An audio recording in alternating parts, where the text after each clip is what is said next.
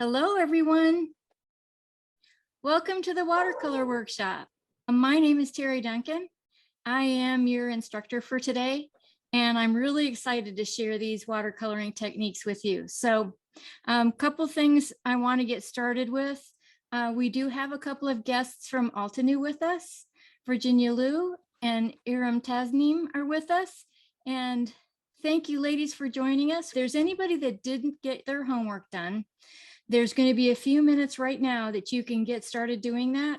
Hopefully you know what that homework is. It's to have created your panels by stamping an image onto a piece of watercolor paper, heat embossing it with white, and then creating 4 A2 size card bases. So hopefully you've done that.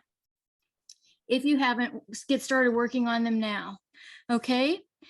So the next thing, couple other housekeeping type things. I did send out an email about an hour ago. I know from the emails last night that some of you didn't receive them.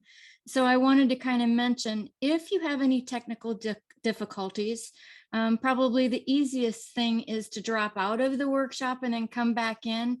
Sometimes that resolves your issue.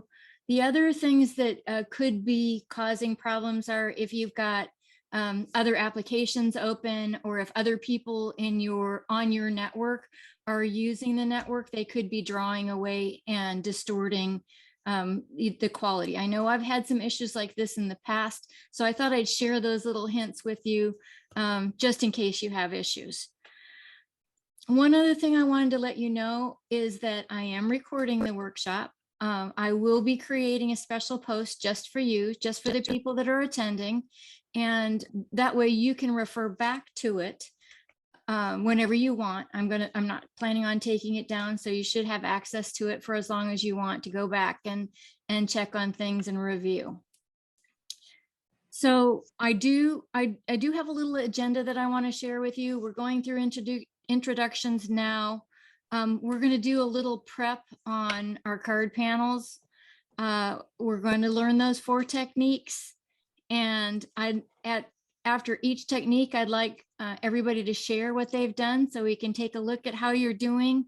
We are going to try and make at least 1 card, hopefully 2, and then we'll go into closing. So I wanted to share with you my objectives for the workshop. Obviously, learning the techniques for you is tops on my list, but almost, if not as important, is that you have fun during the workshop.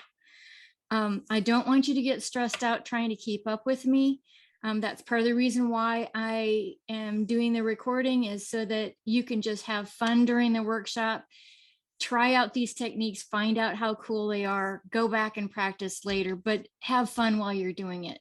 So those are 2 of my objectives. The third one is that this is an interactive session. So I did a lot of research on the different platforms that are available so that I could find a platform that did allow for interactive participation.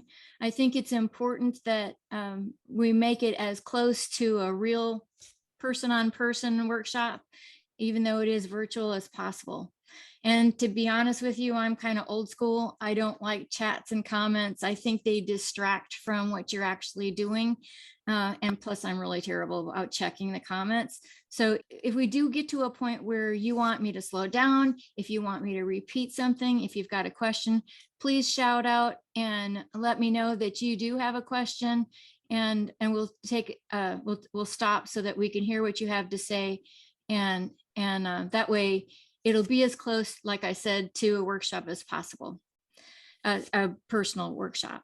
So with that said, I'd like to take just a couple more minutes for everybody to introduce yourselves. Again, I'm Terry Duncan, and I'm from Central Florida, more specifically a little fishing town called Crystal River in Florida.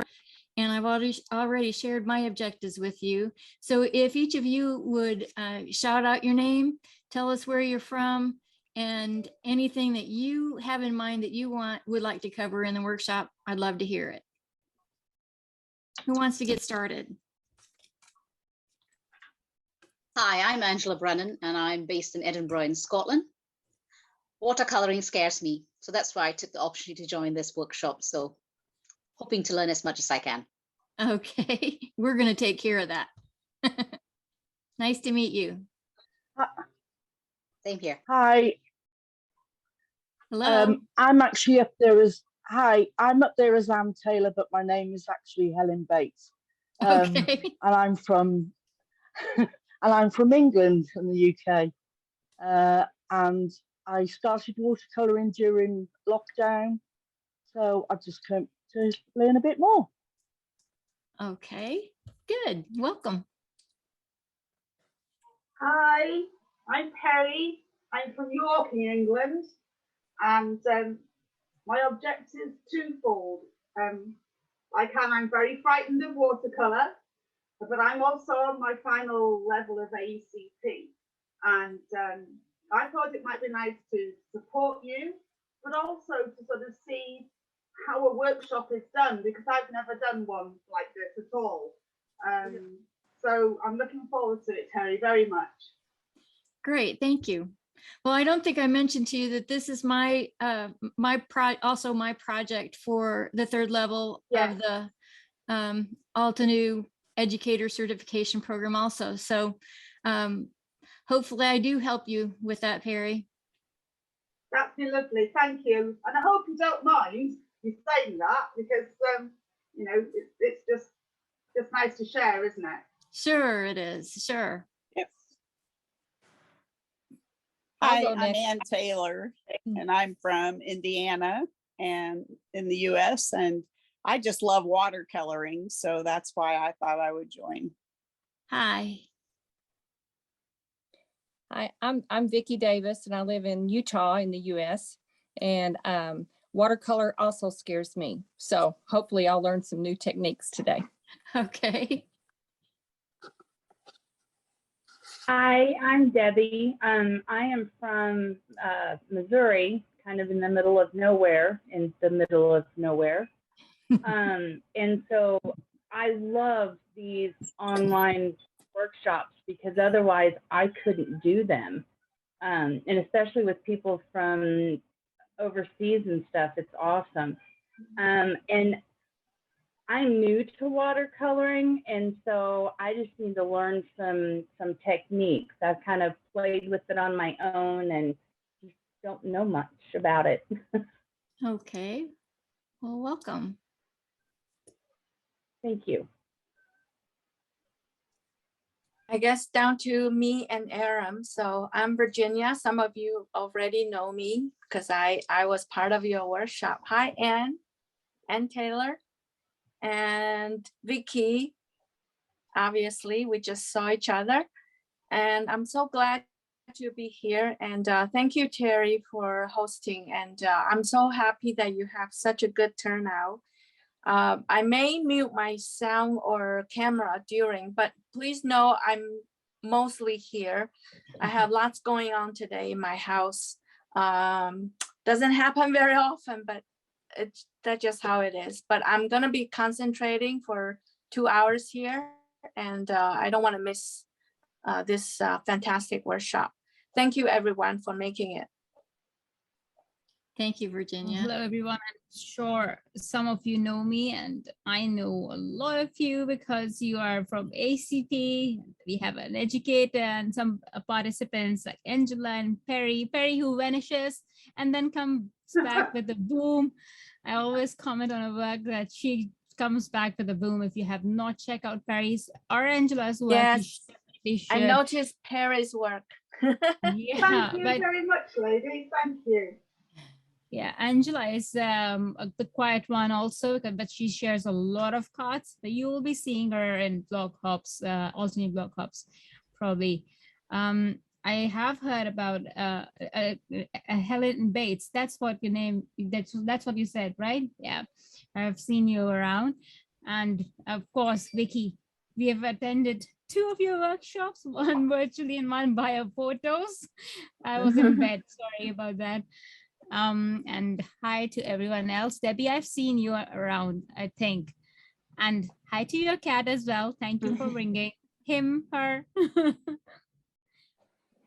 And is that a little guy? And you did not introduce your son? Yes, D. my name is, O'Brien. yeah, my name is Julie, and this is my son, Jens. He's 10 years old, and we live in Indiana. Okay. I hope you'll be crafting with us. That's great. And I'm going to tell a little There's a secret. kids, there will be a kid contest coming, just so you know. Watch out for that. Good. Yeah, Good. this summer. So I hope Julie, your son will be join the fun. I'll tell a little secret. Julie's my sister and Jens is my nephew. And Jens and I have been Oh, working there you on go. yeah.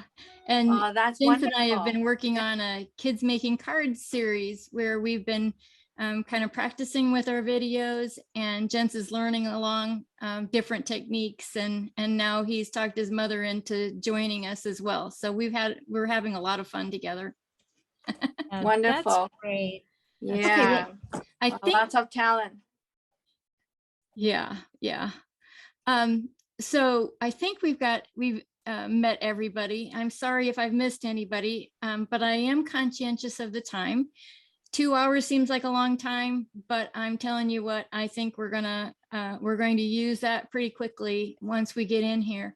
I did want to share a little bit because a lot of you showed a little apprehension about watercoloring, and I wanted to share with you, I totally understand. I have been there with you. And I actually, I've been wanting to watercolor my whole life. I actually bought a set 10 years ago and then started reading how to watercolor, and it scared the heck out of me, and I decided I had to wait till I retire. But then fast forward, I started this Alta News educator program, took some classes and learned some really cool things. And now I'm excited to share them with you. They're my twist on some of the techniques you may have already learned. But I think you're going to find that it's not near as scary as you think it is. And you might even get addicted to it, where you have trouble doing anything else because it's so much fun and it's so beautiful. So we're going to get started. The next step is to go into our card panel prep. And so what I need for you to do is get 4 of your card panels, and I'm going to switch the camera down to my work surface so you can see what I'm showing. So I do need for you to have the 4 card panels. And along with that, in the supplies, you should have seen that we needed a watercolor brush, an empty one. If you haven't already filled your brush, go ahead and do that now. Okay, then you will need 2 inks. What I'm using are the ones that I put in our supplies list. They're from Alta New Crisp Inks. My favorite color is Cosmic Berry, and then I have Emerald. And then you're going to need 2 brushes, 2 blending brushes. If you already have blending brushes, you'll just want to use the ones that match the inks that we're going to use. And then hopefully you've already staged all of the products that we're going to use for each technique. If not, just shout if I'm going too fast. Okay, so for now, we're going to get started with this card panel preparation. So get 1 of your panels. And I'm going to start with the pink, the Cosmic Berry. And I'm going to, sorry, I should have mentioned that you do need a paper towel as well. And so I'm just going to ink up my brush just a little bit.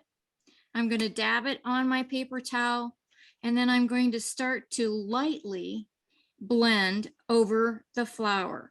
So the center of the flower, the petals, and we're doing that for a couple of reasons. The first is because it provides a beautiful kind of halo effect in back of our focal image.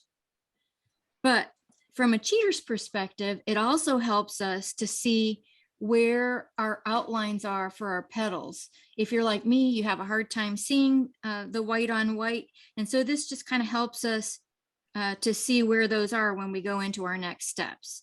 So we're just going to do that for each one of our panels. So we're going to use that pink, dab it on our paper towel, and then blend our flower image.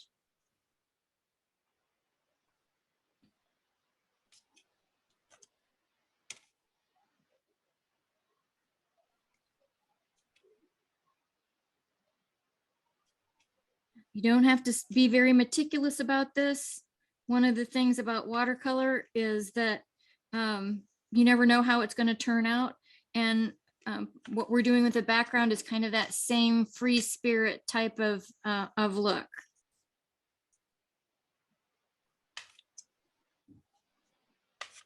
You can see I'm going really quickly, not putting down a whole lot of ink. And when you get the pink done, then we're going to switch to the green.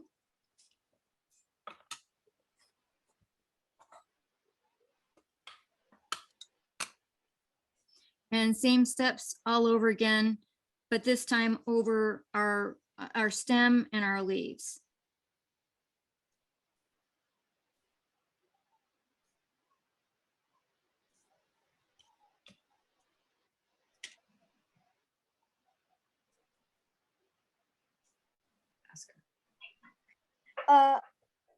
What happens if you only have one brush and you have to clean it out? Okay, the easiest way to clean your brush is take your paper towel, just like this, and rub it onto your paper towel. So it's really important for you to do all your pink ones first and then do your green ones. But if you do that, get as much of that color out of your brush before you switch to the other one. That's the trick to doing that, gents. Okay. Terry, did you say that we're putting the pink on more than one card, or are we doing pink on one card and the emerald on the other? On all 4 panels. So they should all look the same at this point. That's why we're doing it first, because we're doing the same thing for all 4 panels. Okay, thanks.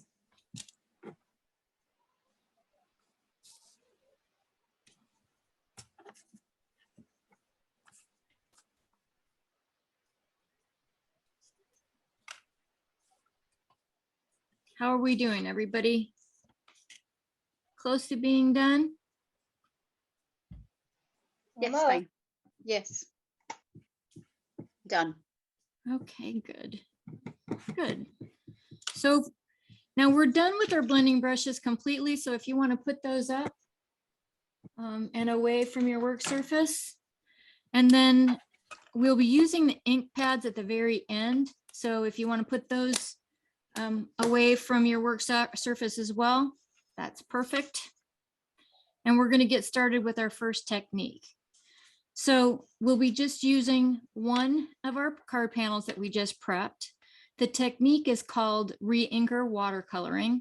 So for this step, in addition to your card panel, you are going to need some watercolor paper. I'm just going to use the one that I just used for blending, but you can use a clean one if you want to.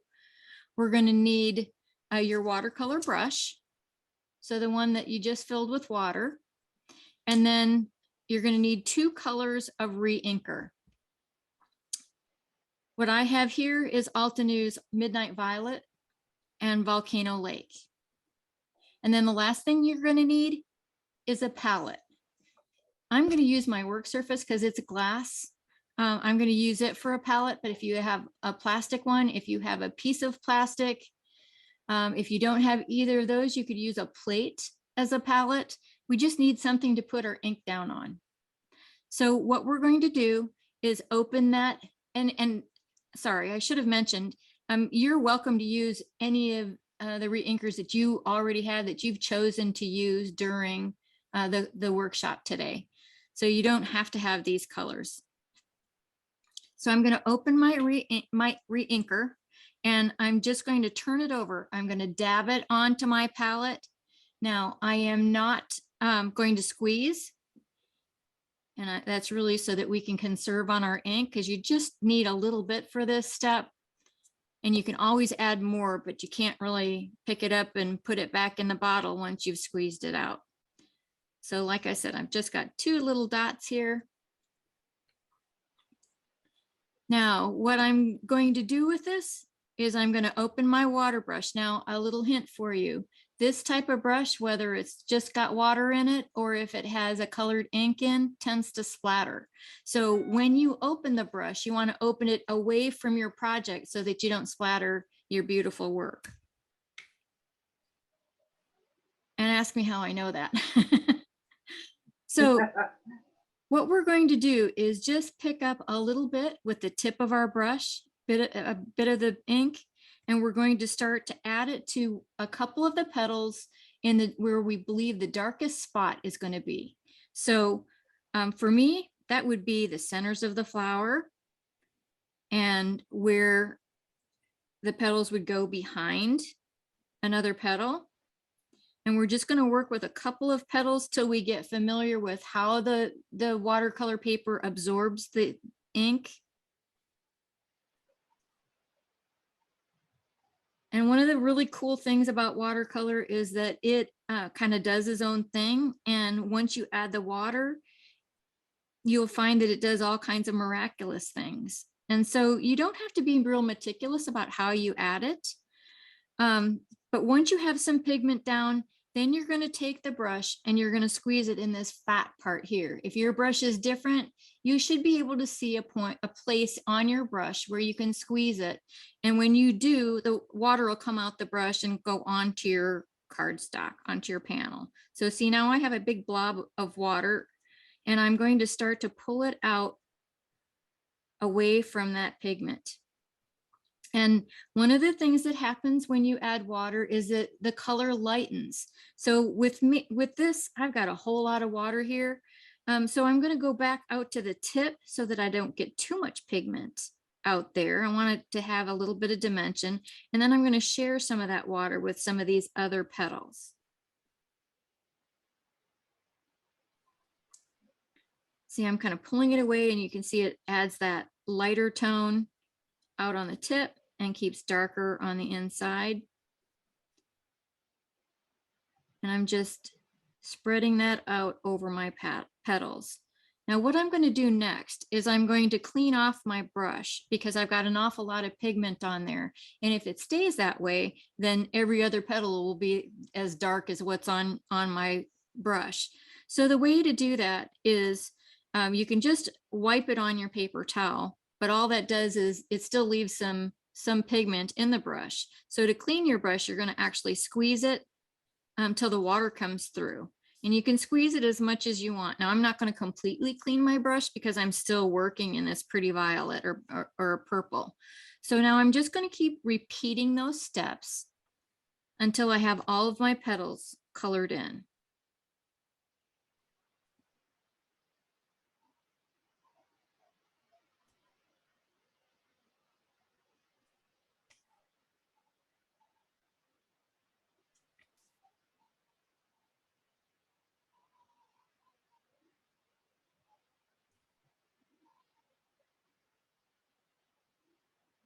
And you want to make sure that you get the water all the way out to the tips of the petals. That's part of the reason we blended behind it. So now you can see how difficult it might have been if those were still white.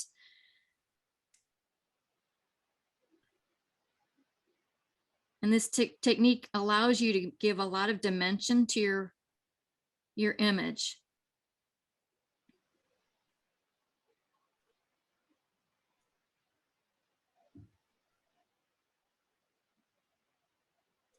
If you have more than one color, you can add those colors in at the same time and the water will help to blend them. Today, we're just using a single color in this technique.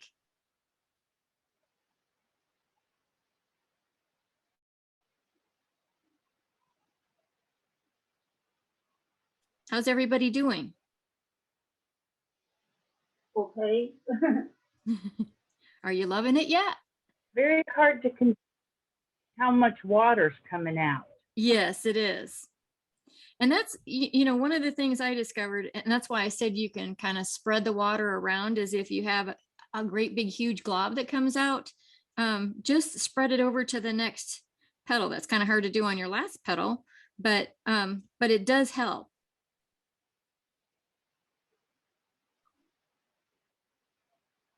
And one of the things, couple of notes, if you do have too much water, another thing you can do is take your paper towel like this, like I've got an awful lot of water there. Take your towel, take just a tip of it and dab it up. And you can dab as much or as little as you want to. And that also helps to create some interesting coloring in your petal. And then you can just keep going with your brush to finish it off.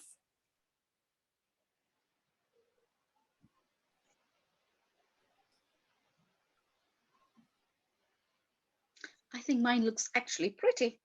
Good.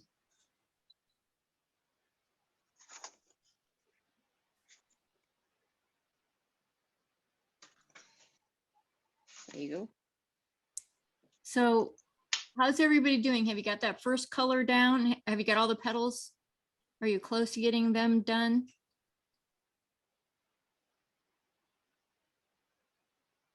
Yeah. Yeah, I'm done. good. Okay, so I'm going to keep going. If I go too fast, just holler at me. I'm going to completely clean my brush now. Sorry, before I do that, I'm just going to add a little water to this center. And actually, I'm just using the pigment on the brush. You can do whatever you want here. So my intent is to have a very light center. So I'm just going to pick up some of that pigment with the wet brush. And then I'm going to clean my brush off completely. So I'm squishing the water out through the brush till it turns clear.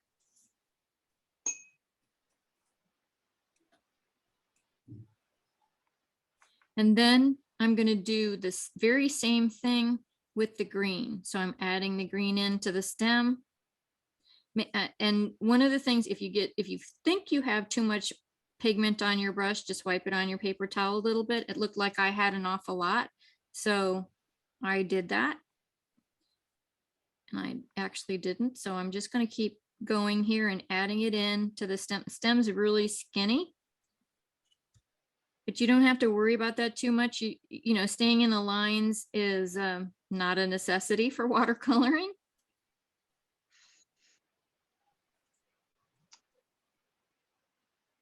And now I'm going to add water to this color. And for this one, because the green is so close to the background, I'm just going to start at the tip using the pigment that's already on my brush and then have it connect to where the darker spots are. And that helps to add that dimension there towards the center of the leaves.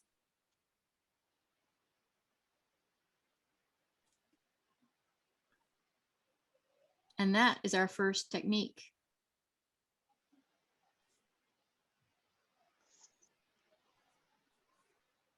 So when you're done doing your first technique, you want to clean your brush off, clean your palette, and set your piece aside to dry while we move on to our next technique.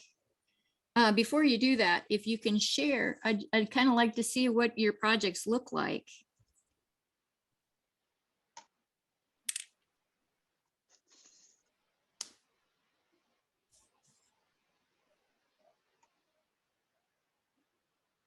I see yours, Jensen, Julie. Good job.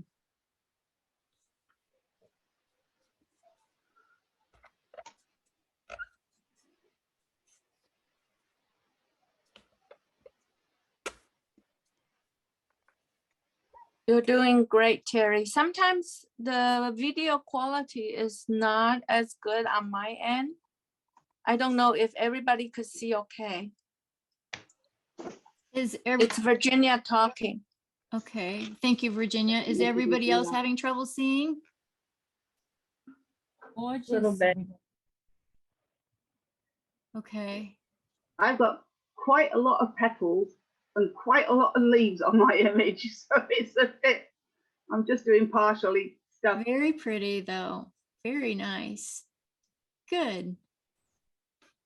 Oh, nice, Vicky. So Very soft. nice. Wow. Okay. Awesome. Well, I saw yours, April. It's very pretty. So pretty. And I like the color you have used, Angela. Thank you. I didn't have the colors. I've used different colors. So Yeah. well, that's part of what makes it fun, right? To try different colors. yeah. Okay, let's see. Ah, nice. Very pretty. Very nice. Okay, any questions on our first technique? Is it a little less scary yet? Very, a very little bit. Okay. It was actually a lot. It was quite fun to do. I wasn't Yeah. that scared. Put it that way. It is, isn't it? I don't know what you know, I don't know what artists do when it comes to watercoloring, but these techniques for card making, I think are just wonderful. And like I said, when you start to blend, and we're going to do that with the next step, it really gets magical. So, okay, I think if everybody is close to being ready, I see a couple of you still working. You want to wait just a minute? We have a little bit of time. Or are you ready to move on? Yeah. Okay, so our next technique then is woodless watercolor pencils. So the supplies that we're going to need are first another one of our card panels, another piece of paper towel, our water brush again, and the woodless or water reactive pencils that you picked out. So I've got 3, a yellow, a pink, and a blue. I'm going to try and read this. It's very hard. I think it's fresh lemon, rubellite, and turquoise. The ones I'm using are from Altenews watercolor set. This is the 24 colors. Since I bought this, they've come out with one with more colors. And if you're like me, the more the better. And you'll find out why when we get started here. No.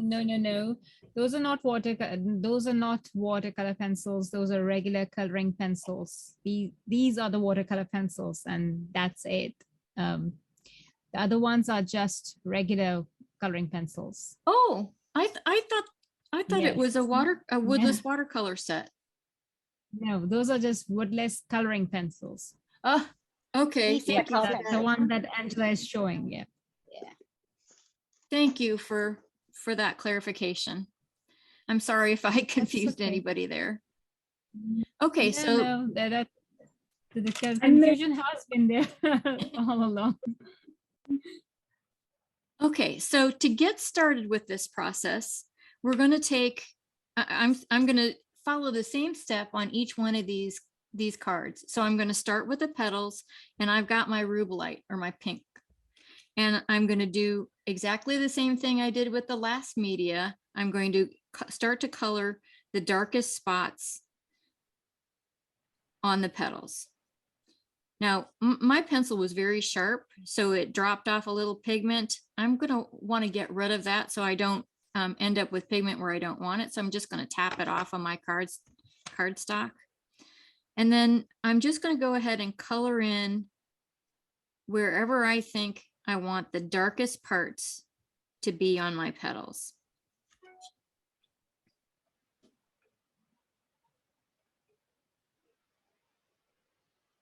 And I'm just going to do that for each one of the petals.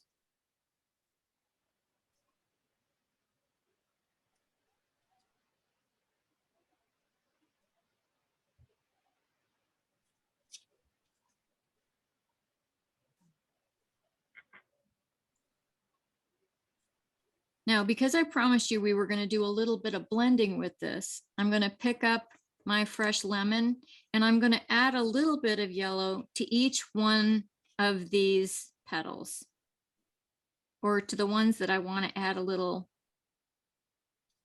coloration to the petals. To the tips or up next to the color we just laid down? If you add it closer to the color you just laid down, it's going to blend with that other color. If you lay it down on the tips, then it's going to stay closer to the yellow color or the lighter color that you choose. So it's really up to you. But I love to see how it blends. So I guess my recommendation would be put it closer to the first color that you laid down. And then you can play with it.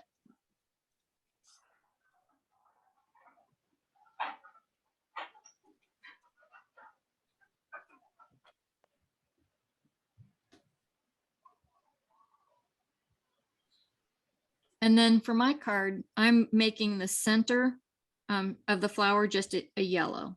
So I'm just using yellow only for that. And I'm just putting it again where the darkest spots are. I'm putting down quite a bit of pigment.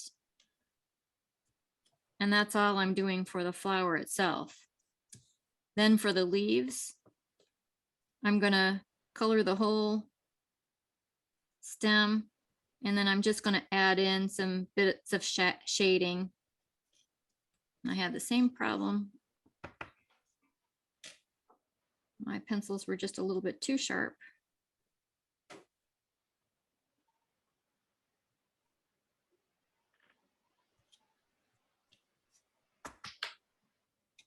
So how's everybody doing with getting their watercolor pencil onto their card panel?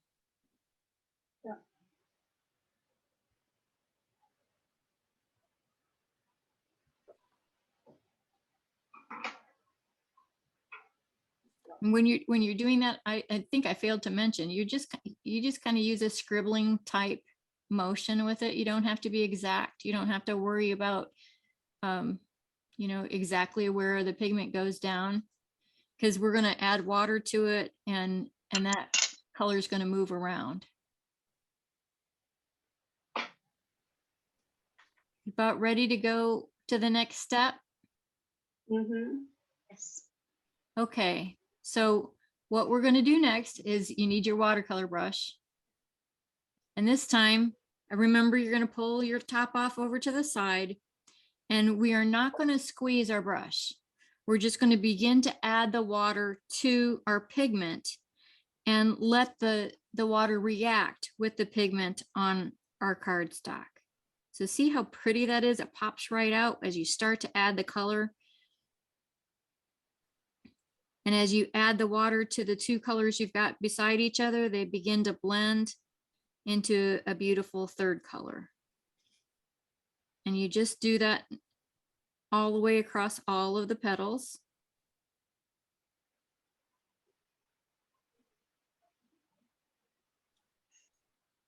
Now, if your brush does tend to dry up, my recommendation is that you pull your paper towel out, squeeze a little bit of the water out into the brush, make sure you dry it up, dry the brush itself up a little bit on your paper towel, and then keep going. So you don't, it's a trick, I guess, to figure out exactly the right amount of water in your brush. You don't want it too wet, but you can't have it too dry or it doesn't react with your watercolor pencil. And you can use the same techniques that we learned with the first one, in that if your coloring is getting too dark towards the tips, instead of starting with the darkest color, start with the lightest one and move it back towards the darker one. And then I kind of go back and forth, to be honest with you, till I get it just the way I want it.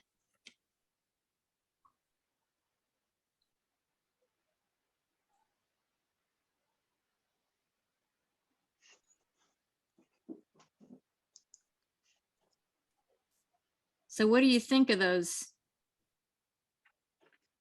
wonderful pencils? I love them.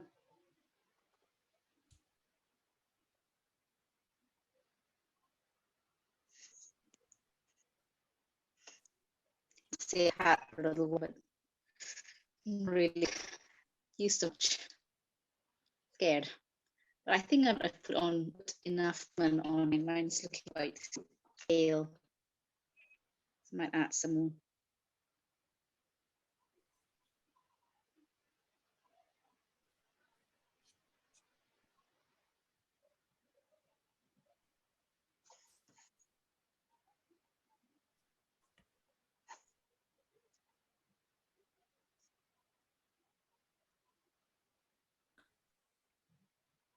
So what you end up with is a little bit what I would call grainier than what the last technique is, but it's much more refined. And you can, by blending those different colors in, you can add that variation and then an additional interest to your piece. Just remember to clean off your brush as you change colors.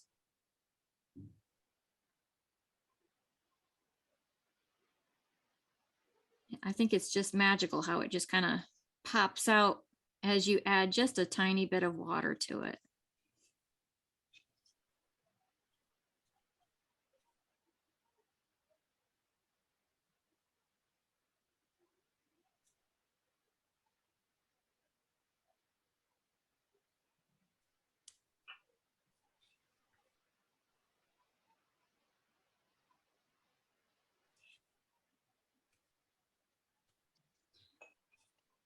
I think this is true of really any media that you use. Obviously, practice makes perfect, but there are some things that we do the same for each one of the media. One is that you don't want too much pigment on the brush that you're using, so you have to continually monitor what you have there and keep your brush clean. And then another thing is, as you add water, if there seems to be too much, don't forget you can sop it up and kind of start over.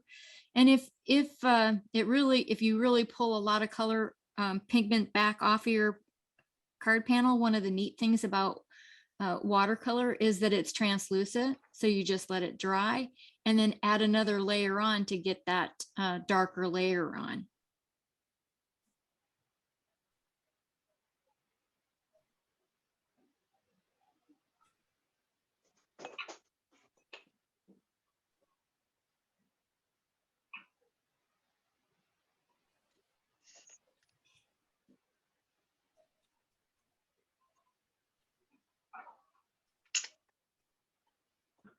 Are you still working on your flowers? Yeah, for technique 2? Yeah. Ooh, I like your colors. Very nice. Really nice colors. That's fairly dreadful, but Not note dreadful. to self, note to self, analogous colours only. Why would you say that? It's a beautiful color combination. It is. It is, but it makes brown when they blend. Sometimes we are worst. Yeah, that's a good point. That is a good point. Well, I don't know about you, but I'm always amazed at, once you get started adding whatever media you're using in watercoloring, it turns out much more beautiful than you thought it was when you started out using it. Everybody ready to move on to the third technique yet? Mm-hmm. Okay. Yeah. Okay, good. So we're going to set that aside to dry. This next step is watercolor brush markers, and we're going to use the wet on dry technique. So we're going to need our card panel. We're going to need another piece of paper towel if you used up the last one. We are going to need our trusty watercolor brush, and then we're going to need the ones that have color in them. So in my supply list and the ones I'm going to use, I've got Autumn Blaze. These are all from Altenew. I've got Purple Wine, Rubelite, and Emerald.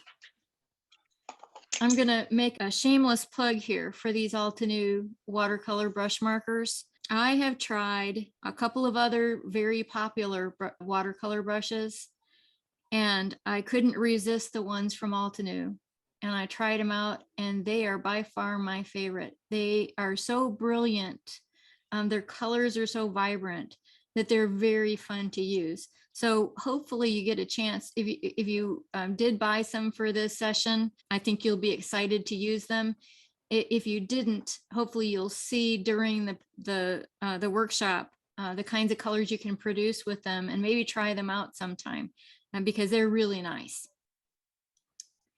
So those are all the supplies for this lesson. We're done with the pencils for the day, so you can set those aside. And same steps. I'm going to start with my darkest color. This time it'll be Purple Wine, and I'm going to start to work on the petals. And so I'm going to add this darkest color into where the deepest shadows are going to be. One thing about these, sometimes pigment or ink pools up on the brush. If you see that happen, just brush it off on your paper towel so that you don't end up with a big blob of ink on your project. But we're just going to add it in a couple petals at a time. We're adding it into the darkest places.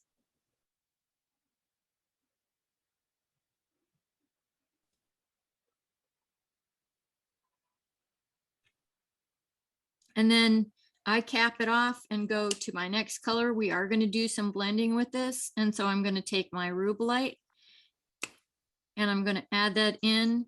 This time I am going right next to where the first color was.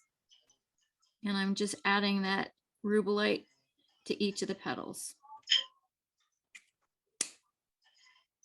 And then I'm going to cap that off and I'm going to take my water brush and I'm going to squeeze out some water onto a petal, my first petal. And then I'm going to blend out the colors. And just like with the first one, if you get too much water or more water than you're comfortable with, you can move it to another one of the petals and just start to move that color into the stamped image. If you end up with too much water, so like for this one, I've got a little bit more water than I care to have. So I'm gonna bend over a piece of paper towel and just dab some of that up. And I may come back and visit that if after it dries, I'm not happy with it. And then you just repeat the process. So I'm going back to my darkest purple, and this is what I was talking about. See how that ink is kind of bubbled up on the brush? I'm just going to dab that off so I don't end up with a ton of that purple wine on my project. And then I'm going to start to paint in the darkest, where I want the darkest places to be on my petals. And as you do this, you'll get more and more familiar with how the water reacts. So you can add or subtract the number of petals that you're going to work at any given time.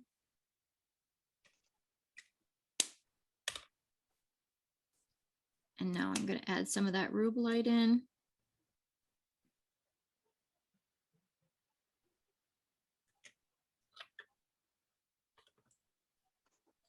I've found that some of the markers seem to be wetter. Now see, that one did drop some of that ink on. So again, use your trusty paper towel and dab up some of that ink if you don't want that much pigment on your project.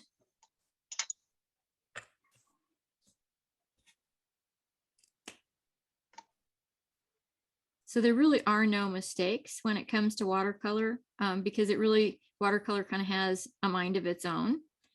And sometimes you end up with your mistakes being some of the prettiest parts of your project. Now I'm going to add some water in.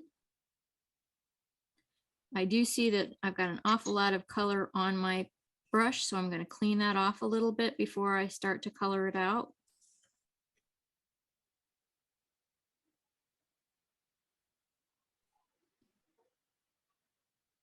And the more you do this, the more familiar you get with how the medium works and how you can move that color around to really blend and show off its qualities.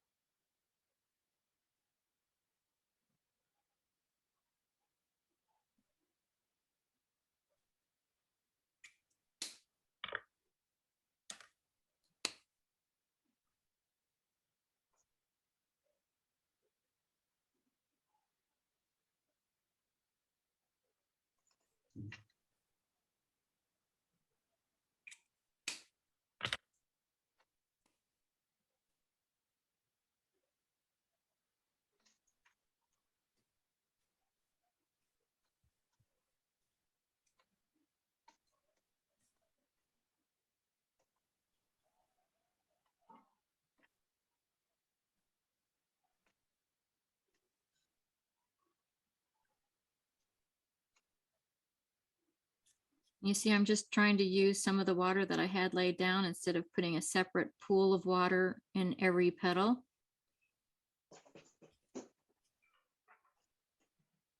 And the varying amounts of water that I used is what's giving the variation in the coloring on the petals. So just like the first two techniques, we want to clean our brush real good before we switch colors. Oh, I did want to mention, sometimes with watercolor, you do end up getting a line. I don't know if you can see that, but there's a little bit of a line. I actually like it on this particular piece, but if you have a line like that that you don't like, you can just come back in with a little bit of water. I'm going to do that here to show you. Not a whole bunch, but a little bit, and just you can blend that out a little bit so that the line kind of disappears. Sometimes if the pink pigment has gone into the watercolor paper too much, you're not going to be successful, but that is a little technique that, or a little trick that I've learned that you can kind of help move some of that if it's not set too hard.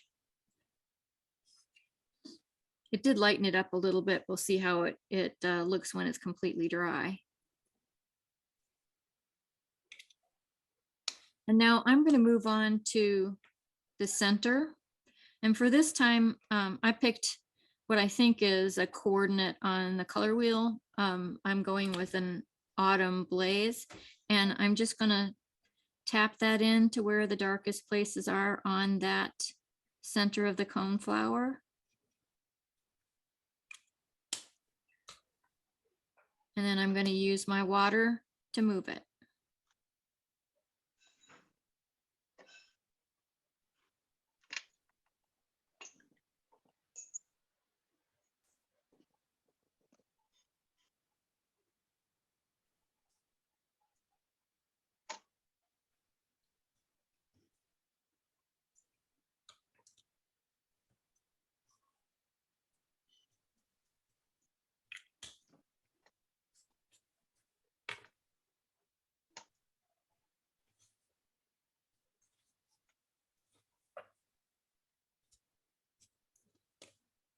And again, I'm going to change colors. So I've got a nice clean brush, and I'm going to go to emerald.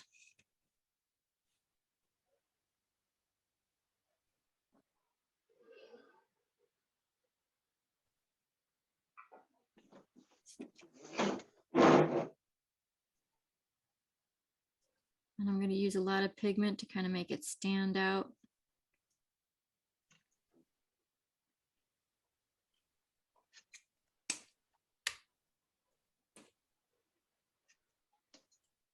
And then add some water.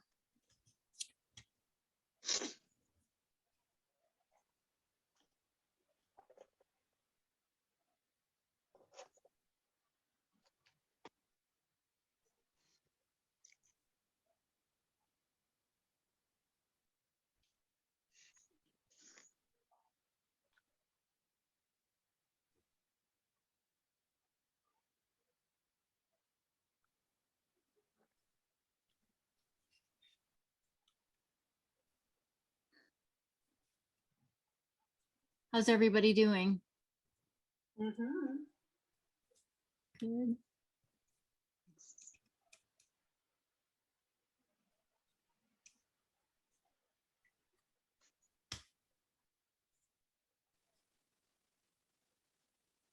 Well, I think I'm going to order the Altenew pens as soon as we get finished because I'm using another brand and I'm not happy with them. Well, like I say, I am very, very happy with them. So I hope you will be too. Once you get a hang of this, this is a really fun technique. I love how the color just kind of moves and kind of migrates in different spots. Mine did not migrate well. Oh. So one of the things to try, is it too light or it's just not moving? The color isn't moving? Yeah, it was like the color just soaked into the paper and didn't move. What kind of paper did you use? It was the Bristol, the same I've been using with the other. I think it was my markers. I really don't think it was the Okay. paper. Okay. Well, you bring a good point up, and that is the materials that you use make a huge difference. So I used Canson XL for my watercolor paper, and I don't think I really paid attention to which side of it I used, but I have noticed that each time you use a different kind of watercolor paper, it does make a difference in how well it absorbs the color and how well you can move it. And then obviously the markers that you use, they're going to have different qualities because they're made differently. So I like I said, I'm shamelessly plugging those ones from Altenew because in my opinion, they're the very best. No, what did you think of that technique? Gorgeous, April. Yeah. I like it. Good.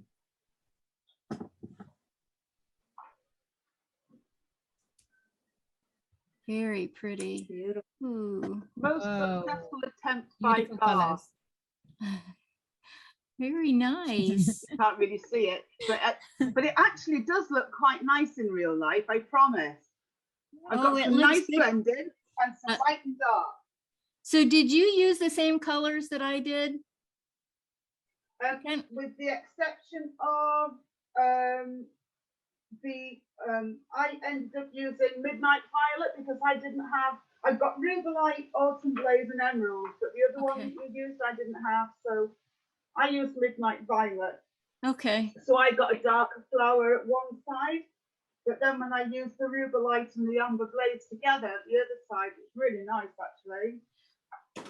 Well, and the blue tones of the emerald come through really nicely. Good. I'm really partial to the really bright colors. So, and I noticed you had a lot of this same colors as I did. So as you practice, you will find, that you can vary the light and the dark more and more. I've done I've practiced this a bunch of times in preparation for showing this to you. And every time I do it, I learn a little bit of something new.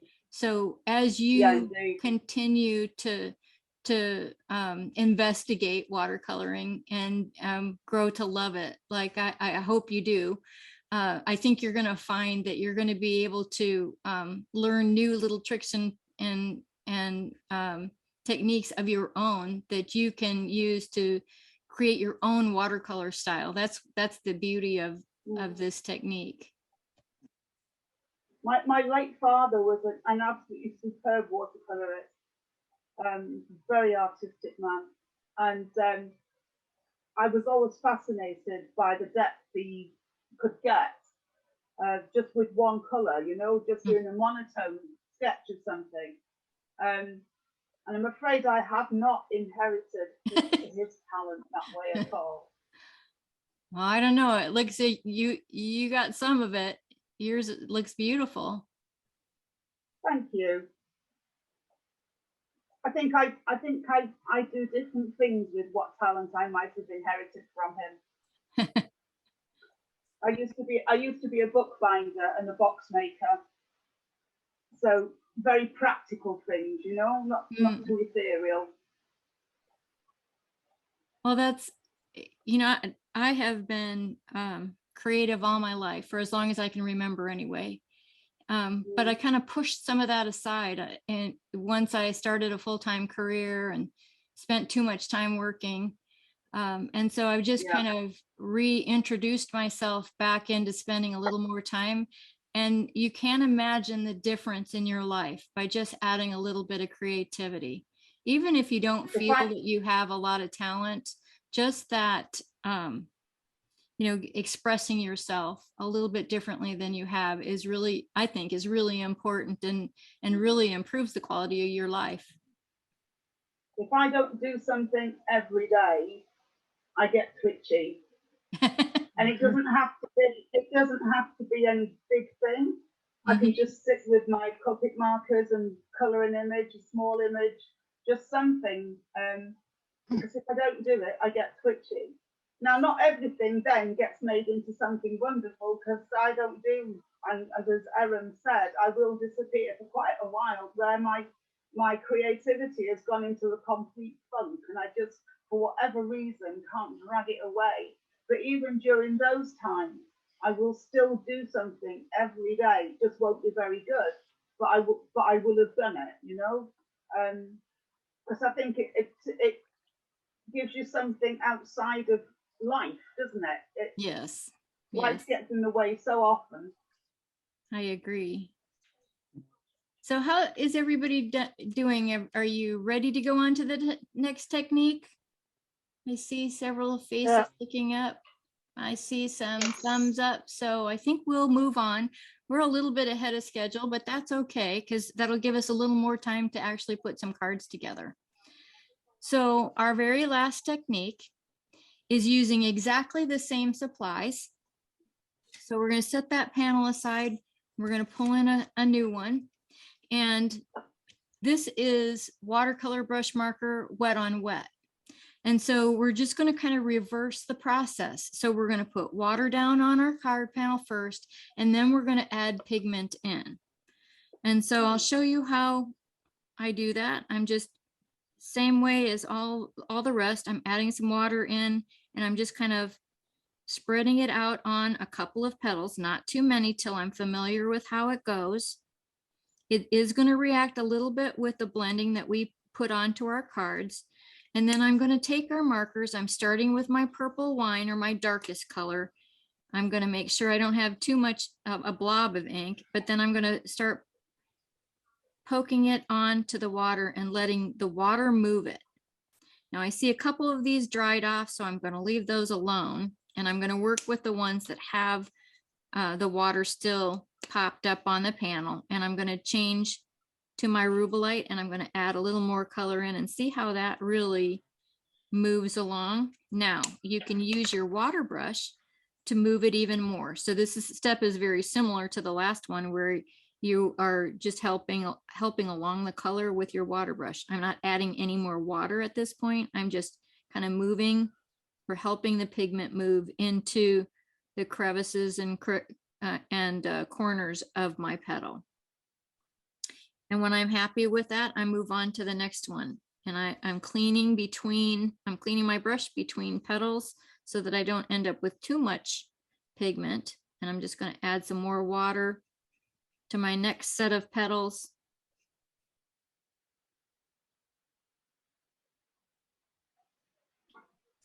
And if you had one that dried up, I wouldn't go to that one next. I'd wait for a little bit till that dries up before you get started with it.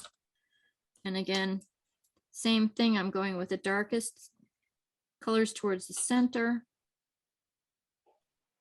Then I'm going to add my Rubelite.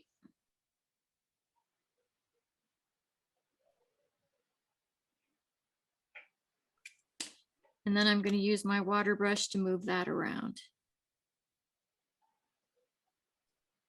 This is where you can become very creative with how you want the color to flow in your petals.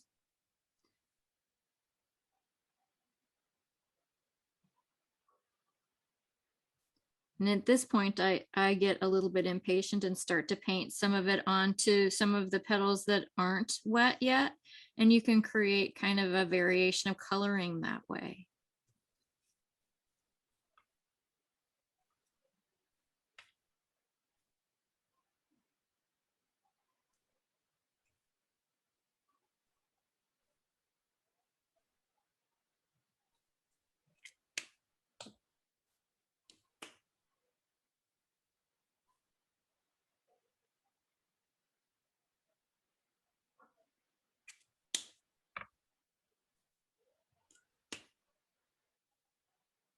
I love this combination of the Rubelite and the purple wine. It seems to really coordinate well together.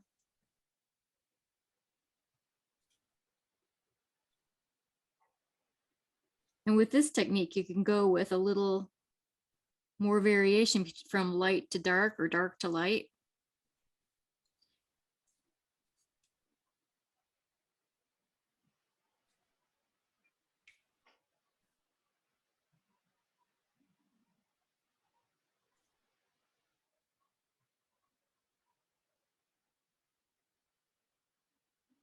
With this one, you need to work a little bit faster than you do the other two because the water tends to dry up faster.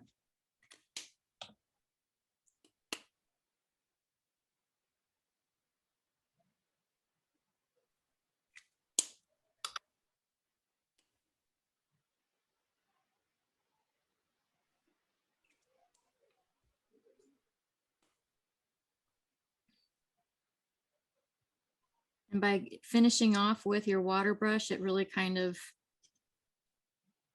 helps to lighten areas that might be too dark or to move the color around where you want it to be.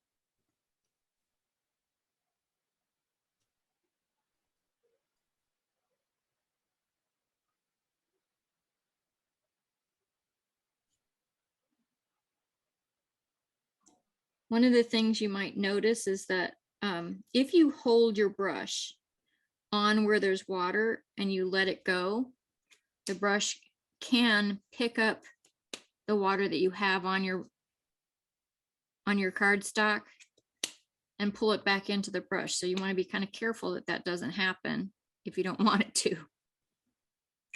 Now, this one I got a little bit too much of the darker ink on it, so I just use a paper towel to sop up some of that. And it ends up with what I think might be a perfect color. Now I'm going to go back to that one panel or that one petal that dried up before I got to it. And I'm just going to add a little bit of water. So I'm not going to add a glob. Maybe I'll add a little more than that.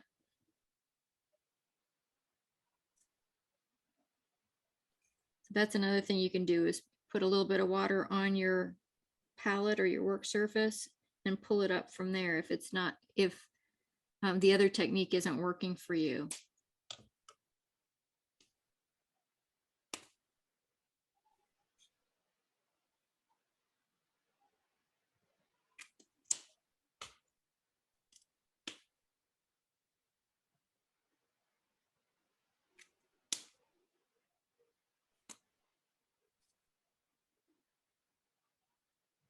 And just pull it out. That one I even went out of the lines, but I'm not sure you can even tell.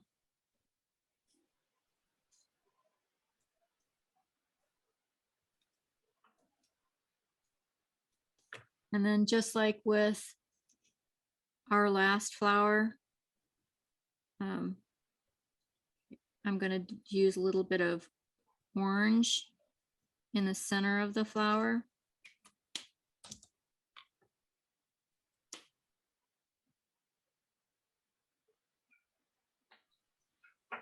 This technique I have kind of a love-hate relationship with because there a number of times when I try it, it really seems to be tough. And then I turn out something like today, I'm really happy with what I'm doing here and I fall in love with it all over again.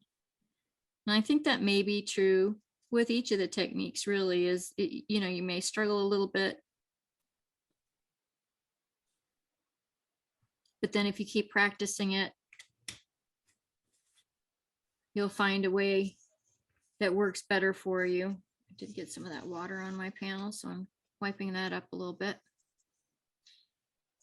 And now I am not going to wet the stem. I'm going to just add, I'm going to use the wet on dry for the stem. So I'm just going to add that in and then I may come back with a little bit of water over the top of that to tone down the color a little bit. But I just don't think there's enough there to wet. There's not enough time to wet it, add the ink, and it won't end up anywhere like I want it to. Excuse me.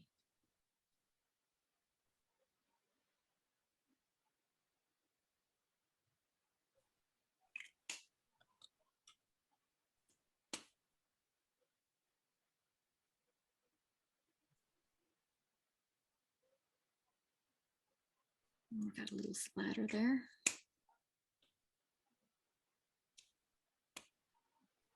So this one, I'm gonna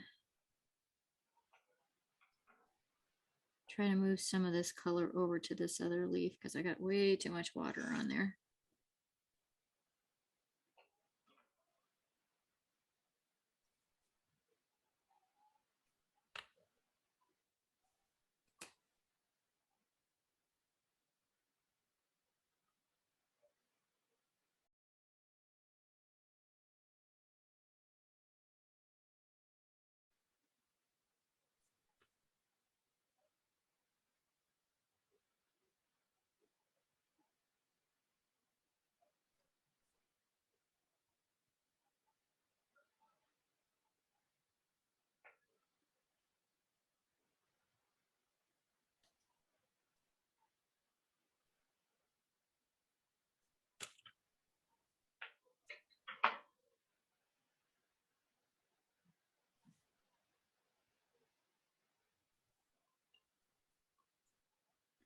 So I don't know if you noticed what I did there, but I had a little bit of ink where I didn't want it to be. And I cleaned off my brush and then added just a little bit of water to kind of blend that in. And I got rid of my little splatters there.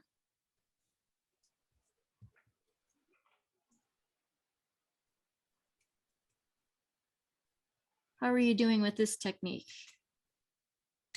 I like it. I like the watercolor markers. Good, Yeah. good. I find this technique a little bit harder because it's hard to control the water, and the Yes. space on watercoloring is quite tiny. Yes, So it's a little bit tricky. I agree with you. I was just going to say, I think this is the most difficult. That's why I saved it till last. This is the most difficult technique of the four. But you can see there's some very beautiful results that you can get from it. I just wanted to show you how to do it and hope that you will continue to practice it.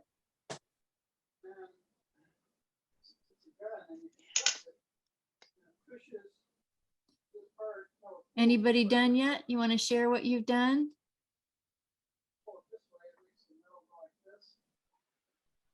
Oh, love it. Very pretty. I've been using a combination of the smooth cardstock and the watercolor paper. Uh-huh. And I think I like the smooth cardstock better. It doesn't seem to soak up the water as fast as the watercolor paper seems to be for me. Well, good for you. I think that's a perfect point too. One of the best things to do is experiment till you find something that you like. The other day I used plain cardstock and it was a disaster. And then the next day I used it and it turned out fine. So sometimes it may just be the day or your technique, but I do think it's a good idea to not to just try one thing and be done. Just keep trying till you find something that works for you. Pretty, Julie. So these are new for you, aren't they, Julie? Yeah, this is new. It's totally new. I've never done watercolor since I was a little kid. It's a lot of fun. Good, good. So you think you're going to keep doing it? Yeah, I think I especially like the watercolor pens. I think I'm gonna have to experiment with that and learn more about techniques for that. Good. How's everybody doing? You close to finishing up? Another one hooked. Good. Yeah. That's all it takes is something like this, isn't it? I don't know about you. I Right. attend watercolors and somebody shows me something that I never thought I could do, and that's all it takes. I have to buy everything they have. Because I created a little poll, if I can get it to work. Is it popping up on your screen? Mm-hmm. Okay, so I thought it'd be kind of fun for you to vote on what your favorite is. And it's okay to pick all four if you want. But I thought it'd be fun to see what everybody thinks about the four techniques. Wow, so far, everybody's picking the most difficult one. Well, good, that was kind of fun, wasn't it? And those of you that aren't still working, we're all going to need is kind of a scrap piece of paper. I've just got a half a piece of copy paper that I'm going to use. You will need something to protect your work surface if you need that. So I suggest that you get something like that handy for our next step. Looks like just about everybody is ready to move on. So that's what I'm going to do. The other things that we need, what we're getting ready to do is make a card now. So our scrap paper, you're going to need your ink pads back at this stage. You're going to need at least 1 or 2 of your card bases. And then a glue runner or something to stick your panel on with. And what we're going to do, I'm going to show you a couple of backgrounds or ways to color what you're doing to tie the color of your card in with the piece or the panel that you just did. I'm going to go back to the very first panel that I did because it's the driest, to be honest with you. So what I'm going to do is for the card base for this, I am going to create my own little background on the card base to reflect the purple that I used in that very first technique, which was re-inkers. So because I have Cosmic Berry and it's close to that, that's what I'm going to use. And I'm just going to take it and I've got my card base here closed and I've got it on my scrap paper and I'm just going to start to dry. This is called ink direct on paper. And I'm just going to add a little bit of that ink. Now I'm not pushing hard at all. I'm just creating a little bit of interest, a little bit of color to go around that card base. See, I'm not pushing hard at all, just putting a little color on there.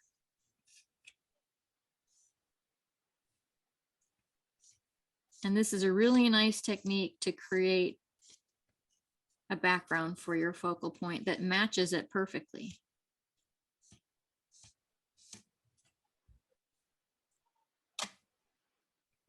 Okay. And then what I'm going to do next is I'm going to trim down my card panel. So I guess I should have asked you to get a trimmer out as well. I'm sorry for that. I have one of these guillotines. I'm going to move my camera back just a little bit.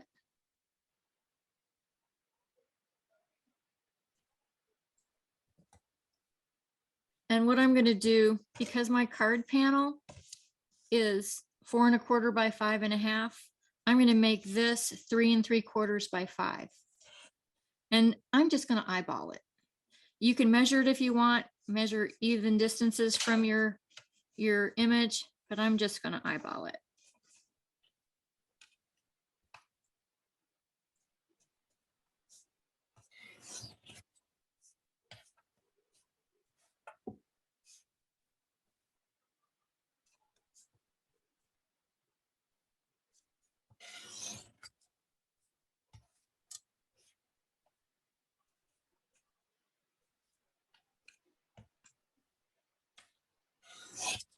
Again, that's 3 1/4 by 5 that we're making our panel.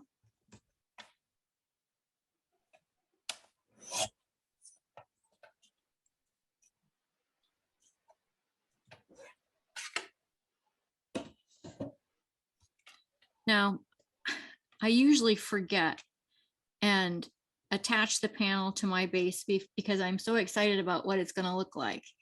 But I did happen to remember that I need to get a sentiment put on there before I do that. So I'm going back to the stamp set that I had put in your supplies. You can use whatever sentiment that you want to use for your card. And I'm going to pick out one that I think will look nice. I'm going to pick Hello Friend for all my new friends in our workshop here.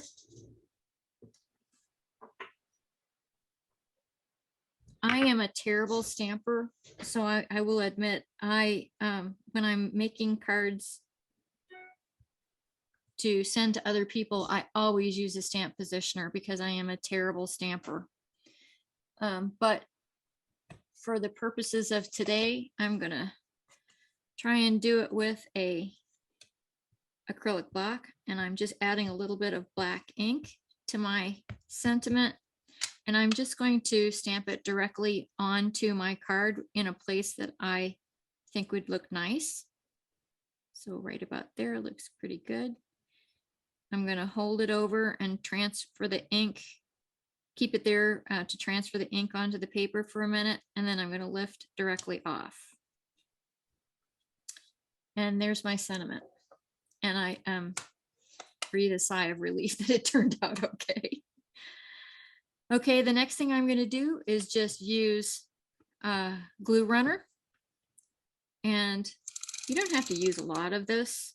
I usually just go around the edges, the outer edges, and then put a little swipe in the center. For watercolor paper, I put 2 swipes just because it's a little bit thicker and likes to bend a little bit. And now my recommendation is that you stand up and stand over your card panel to make sure that it gets centered. That always helps for me. And I'll try not to get my head in the view. That looks about centered.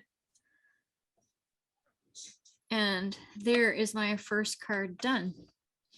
And doesn't that create a pretty background that really helps to focus your eye on the focal point of our pretty watercolor? So that's our first technique. Now we're going to go to the next one. I'm using the Woodless Pencils, the one we did for Woodless Pencils, and I'm doing that because it's the next driest, and I'm going to cut it down as well. And I'm going to use exactly the same dimensions. So I'm going to cut it out down to 3 3/4 by 4.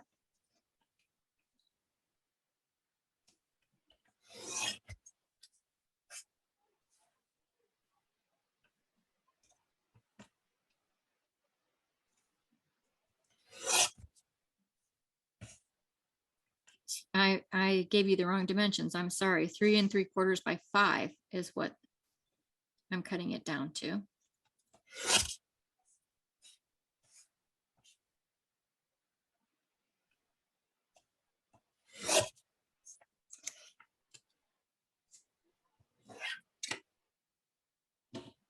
And this one, I think I'll change up the sentiment. This time, I'm going to use the thank you.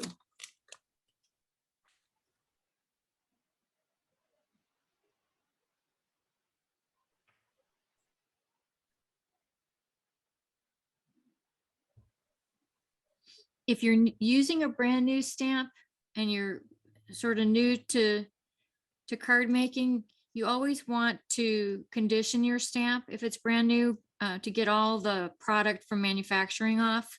You can do, gents, do you remember how to do that? You want to share?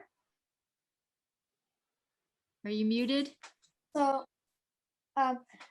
first you take the stamp and put it on your acrylic block. Then you rub the stamp with your finger, or if you have a oh, why can't I think of that name? Well, you can just rub it with your finger for now. Okay. But you rub it with your finger, get all that stuff off, and then you just and then you can place it on your pad and stamp it. Good job.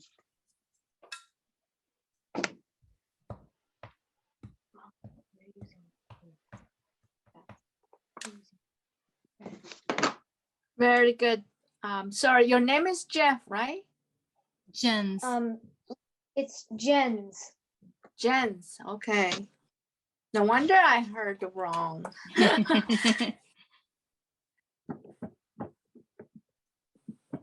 He's a very good student. He is.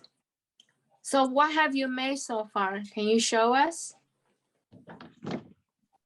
He'll go get it. Here he is. Okay, gents. Oh, wow. Look at that. Oh my goodness. Wow. Ooh. Super. Your interactive card is amazing. That was the Yeah, first I one he can't wanted do to that. do. Wow. Well, can you blame him? Because that is a funnest kind of car. Yes, it is. Yeah, that is. So maybe you absolutely- could do a little summer camp for your friends. You could teach them. He's already got that in the plans, don't you, Jens? Yeah. Yeah, that's awesome. Yeah. Oh, No look problem. at that. He used the aster flower as fireworks. Mm-hmm. Dude, you're so clever. Mm-hmm. Hey, Yeah, and we have another Thank you. educator in the making. that's right. Jens picked out that stamp. I had sent him the stamp set, and when he came up with the idea for the 4th of July and wanted to use Wow. that stamp. So he's very creative, very Yes, intuitive as well. Yes. It's great. that's very clever. That's all part of the fun, is how you discover stamps and how you can use it creatively. It is. It is. Very good. Yeah. Okay, I'm just gonna show you this one more technique to finish off your cards. I think it's a fantastic way to add just a tiny bit more color, but not too much. And again, we're going to use our ink pads. This time I'm going to use my green ink pad. I've trimmed down my card panel, and I'm just going to swipe the ink pad on the edge of my card panel. And I'm just going to do that with one fell swoop, just like that. And it kind of looks like you didn't even do anything, but when you add it to a white card base, it just adds that little bit of extra oomph to the card. Ran out of ink.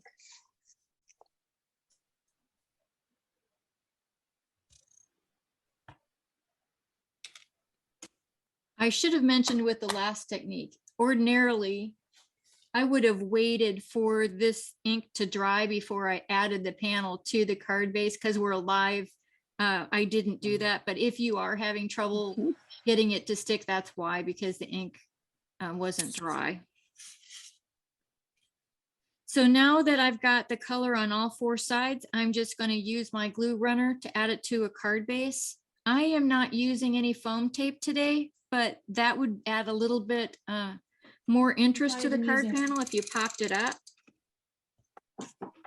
She's not using tape.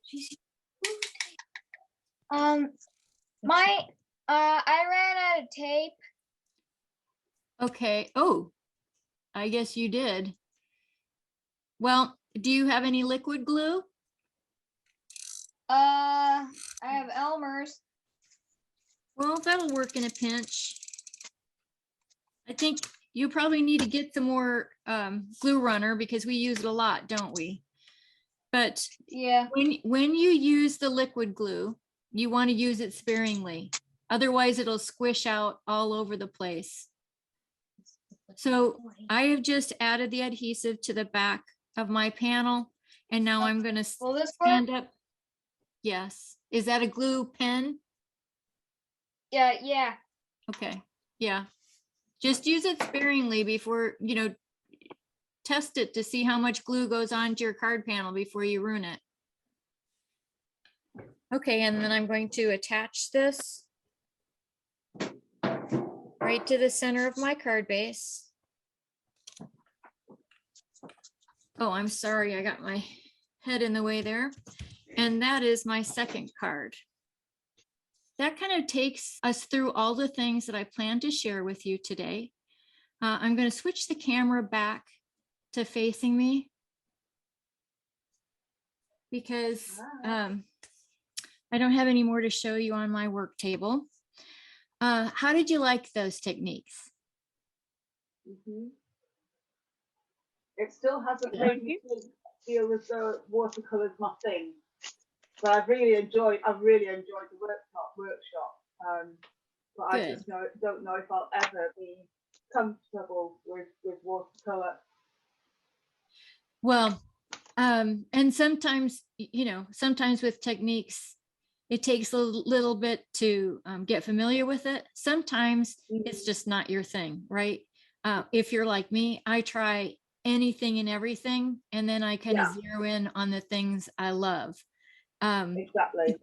So I think, you may find that if you practice it a little bit, then let it sit and come back to it. It might be easier when you do come back to it, but it may just never be your technique either. But I'm glad you gave it a try. And I really enjoyed it. I really did, Terry. Yeah. Good. Okay, so one thing I'm going to ask of each of you, and that is to share pictures of your finished projects. Altenew requests or requires that you do that for my project, but I am really excited to see what you've done as well. So I would really appreciate it if you do that. I'm going to share. I know some of you already have my my email address, but I'm going to put it up here. Yep, it's showing. So there's my email address. If you would like to send your pictures, I'd really appreciate it if you do. I'm trying to get back to my Zoom. There we go. So if you would do that, I'd really appreciate it. If you're interested in having more workshops, I don't have anything scheduled, but if you would love to do that, if you have any ideas, if there's something that you would like to have in a workshop, if you'd shoot me an email and let me know, I would love that. And I love to give these workshops. I love to teach and I love to share everything I know. So if you would like to do that, I'm in for it. Just take advantage of that email and let me know. The other thing is keep an eye out. I will send an email out. I'm a little bit wary of email because of the issue we had yesterday with the emails getting through to some of you. And I kind of wonder if you got the emails. I sent an email about once a week to make sure that you remembered where the workshop was and that it was coming up. If you didn't get any of those emails, then please either put a comment in or send me an email or something letting me know that you didn't get it so that I know there's a problem with your email with my system. But do let me know if you'd like to do something like that, and we'll see if we can't get together again soon. And then if you are interested in staying in touch or would like to keep tabs on my blog, go ahead and sign up for the email or in the newsletters if you haven't already done that. I always have something that I try to make fun, and you'll see some of the work that Jens and I are doing together. Like I said, we've created this Kids Making Cards series so that we can teach other kids how to make cards too, and keep the youth interested in being crafty as well. Well, any final questions, comments before we sign off? Yeah, before you sign off, I just need to take one photo if everybody is ready and willing, just for the newsletter. If you don't have a problem. You want me to take this just email want off? you all. Yes, please. Okay. So that we can see you better. All right, everybody just smile. Wait. Okay, what? John. No, my husband's in the back room. Okay, take it now. Okay, smile everyone. Done. Good. Thank you. All right, thank you so much today. It seemed very short, because I think I enjoy the class and it goes by so quickly. And I'm glad you go over the watercolor technique with us, and your instructions are very clear, Terry. And it was lovely to see your nephew at work. And everyone seemed pretty relaxed. And I don't know, anybody care to share your thoughts? I thought the Great instructions were job. really clear, Terry. And I think I'm going to give that Rinka thing another try, because that seems the one that worked the best for me. Good, thank you. Thank Yeah. you Thank very you. much. Thank you. Thank you. All right. Bye. Thank you. Thanks Did so John, much. John say husband something? Want to avoid to be on the camera, he crawl out. So he's out of the room now. All right, thank you so much. Bye-bye. Thanks, thanks again. Thank I hope you. to see you Thank you, soon. Terry. Bye. All right, thanks. Bye. You.